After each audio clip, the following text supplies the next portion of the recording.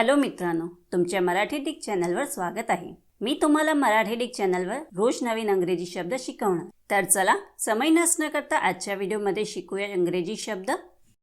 Furnish.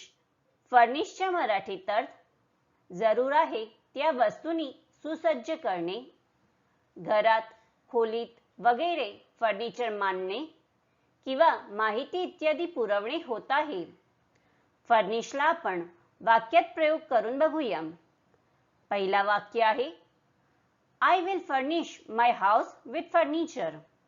दुसरा वाक्य आहे We will furnish you with all you need। तिसरा वाक्य आहे He refused to furnish the bill। चौथा वाक्य आहे No one in the class could furnish the right answer to the question। Friends, व्हिडिओला लाईक, शेअर आणि कमेंट करायला विसरू नका आणि चॅनलला सबस्क्राईब करा। Thank you.